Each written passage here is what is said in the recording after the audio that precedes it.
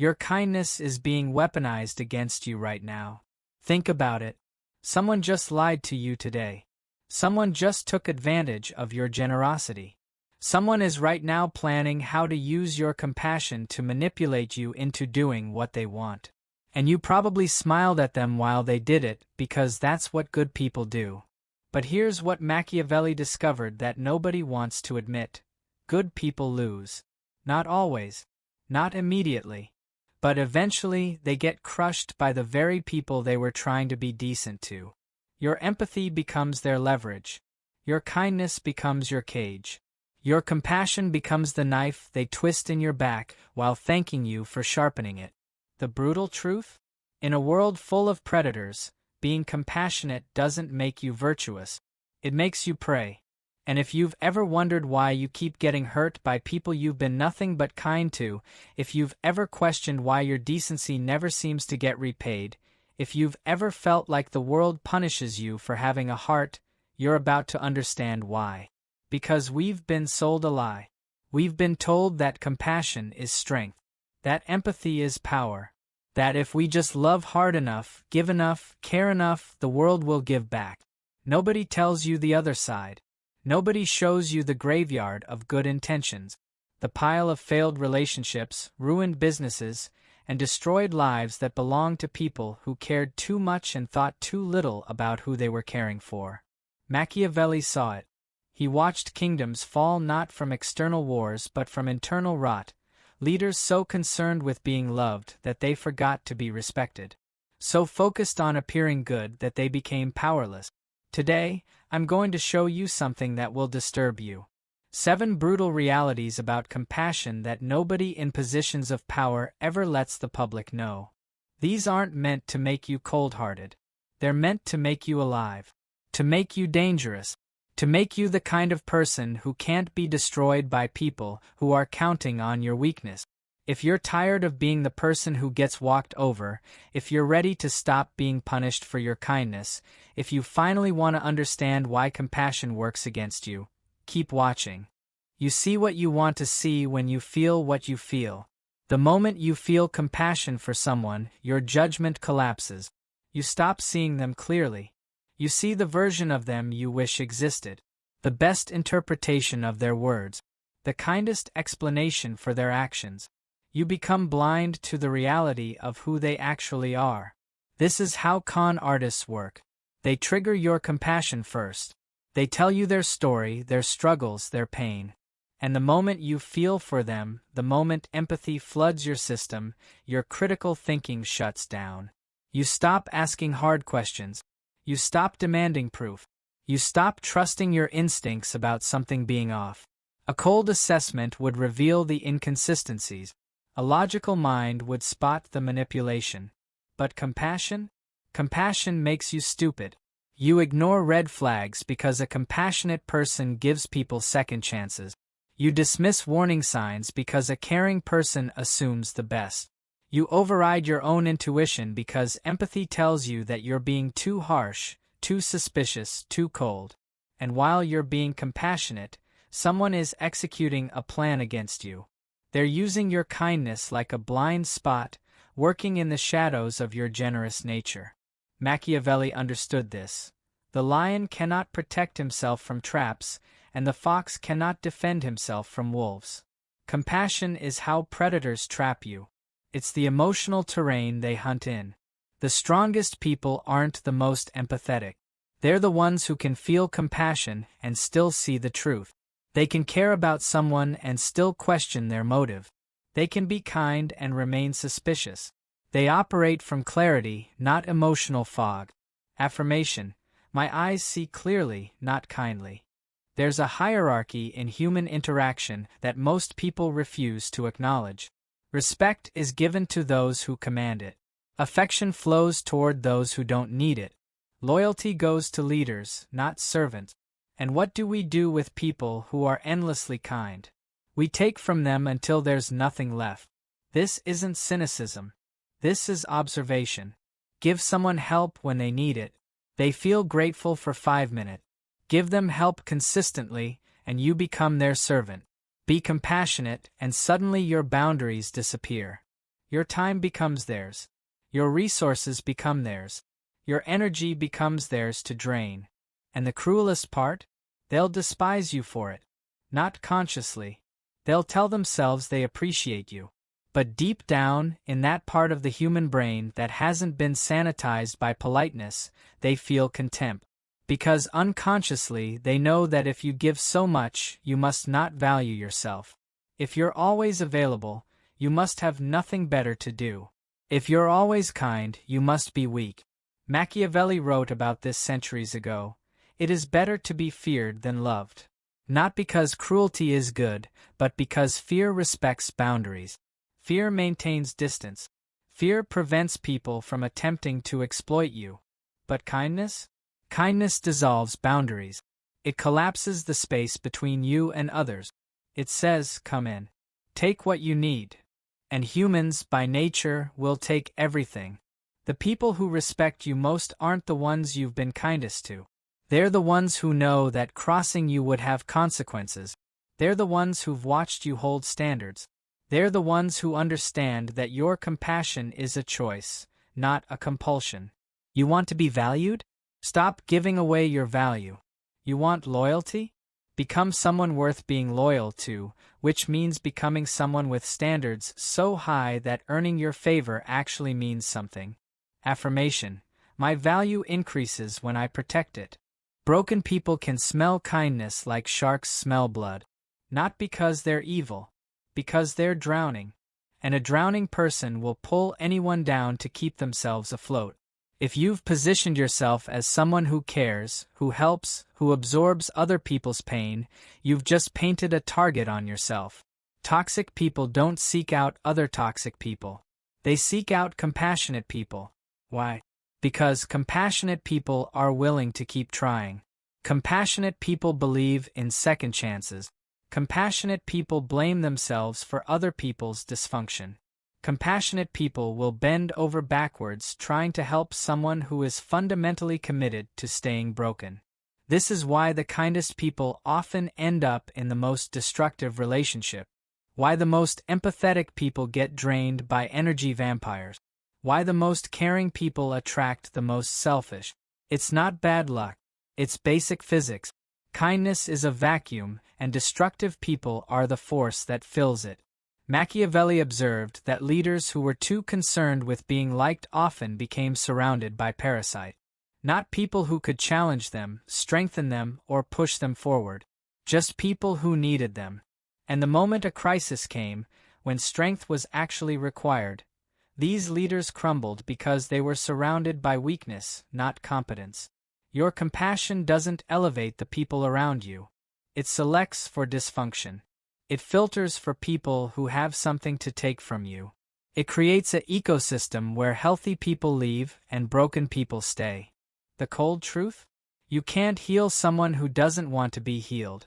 And by trying to heal them anyway, you're not being noble. You're being complicit in their destruction, because you're enabling them to avoid the pain that would actually force change. Sometimes the most compassionate thing you can do is withdraw your kindness and force someone to face the consequences of their own choices. Affirmation: I no longer feed dysfunction with my compassion.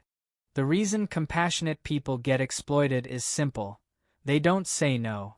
Not because they can't. Because they feel guilty. They feel responsible. They feel like refusing someone's request is a form of abandonment, selfishness, or cruelty. But listen, your boundaries aren't cruel. They're essential. And the people who make you feel bad for having them are the exact people who shouldn't be around you. A healthy person respects boundaries. A sick person resents them. Watch carefully.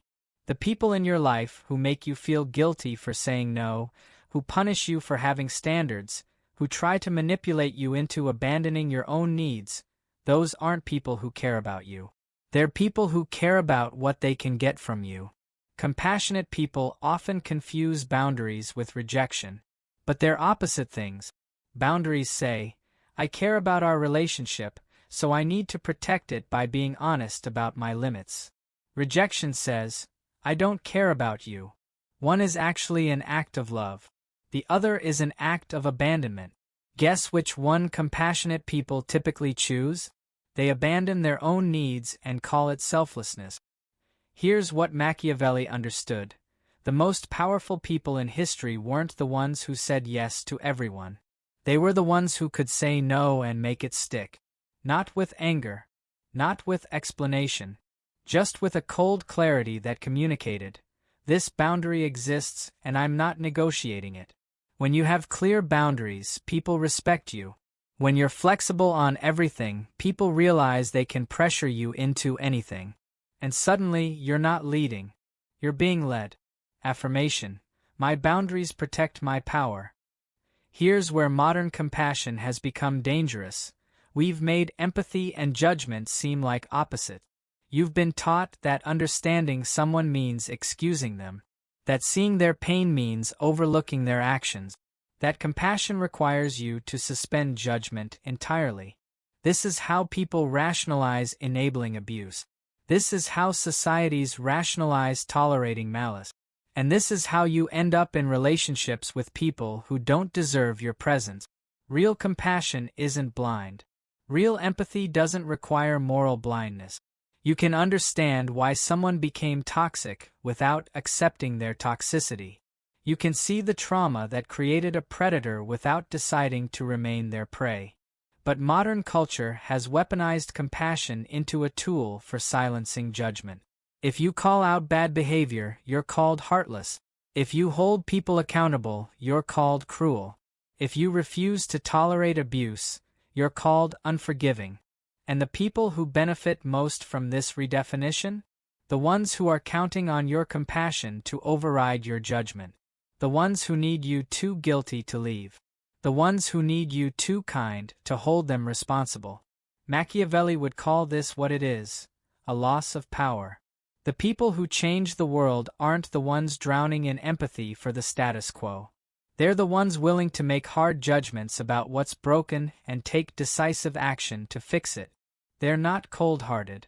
They're clear-eyed. Real strength is the ability to be kind and still cut people out when they prove they don't deserve to be in your circle. To love people and still hold them accountable. To understand someone's pain and still refuse to let it justify their actions. Affirmation: my compassion has teeth. You want to know why predators exist? Because nice people keep reinforcing that predatory behavior gets rewarded. Every time you accept someone's half-hearted apology. Every time you forgive someone who hasn't changed. Every time you give another chance to someone who's proven they'll abuse it. You're sending a signal. Predatory behavior works on this person. And predators are excellent learners. They learn exactly how far they can push you. They learn exactly which lines they can cross before you actually leave. They learn exactly how much damage they can do while you still remain, because compassion. The harsh reality is this: in a world full of people willing to exploit your kindness, being kind isn't noble. It's naive. It's not virtue. It's a liability. This doesn't mean becoming cruel. It means becoming discerning.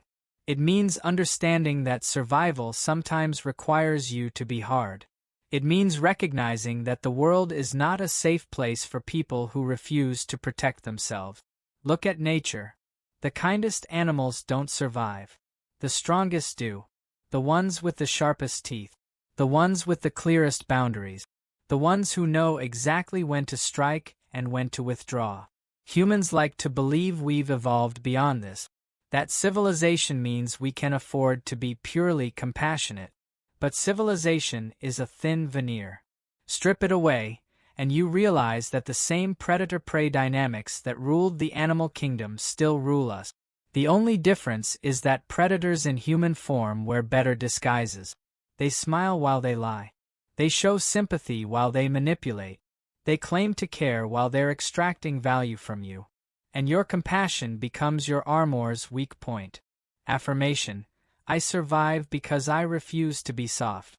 Let's say this clearly. The people running the world aren't the most compassionate. They're not the ones moved by others' suffering. They're not the ones who lose sleep over injustice.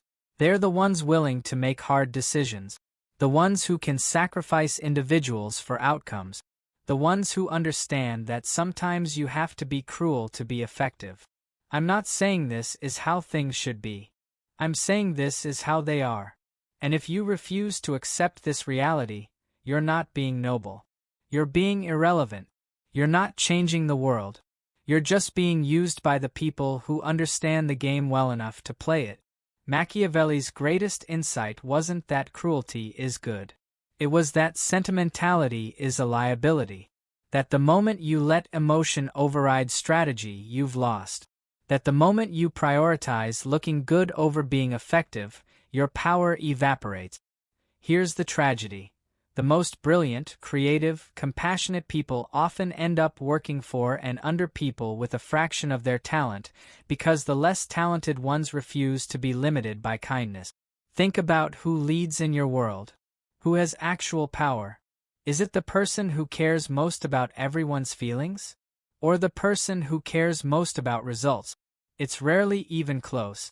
The cold heart survives because it doesn't flinch. It doesn't apologize for hard decisions. It doesn't explain itself to critics. It simply moves forward with clarity and purpose, indifferent to whether people approve. And yes, this means sometimes being alone, being isolated, being misunderstood, being called heartless by people who don't understand that having a heart and having boundaries aren't mutually exclusive. But you don't play to be liked. You play to win. Affirmation. My coldness is my clarity. You now understand something most people will never accept. Compassion is a choice, not a compulsion. You can feel for people and still refuse to rescue them. You can care about someone and still hold them to standard. You can be kind and still be dangerous. You can have a heart and still have a spine. The strongest version of you isn't the one most people approve of. It's the one most people fear. Not from cruelty, but from clarity. From knowing exactly where you stand. From refusing to bend on what matters. For years, you've been told to lead with your heart. To lead with kindness. To lead with compassion. And where has it gotten you? It's time to lead with your mind. To make decisions based on what serves you, not what makes you look good. To surround yourself with people who respect your standards, not people who need your rescue. The world belongs to those who understand that compassion without wisdom is self-destruction. It belongs to those cold enough to see clearly. It belongs to those brave enough to say no. It belongs to those ruthless enough to choose themselves. From this moment forward, let your compassion be strategic. Let your kindness be conditional. Let your empathy inform you without controlling you. Be kind to those who deserve it. Be cold to those who don't. And be absolutely untouchable to those who mistake your decency for weakness. The question isn't whether you're capable of compassion. The question is whether you're capable of wisdom.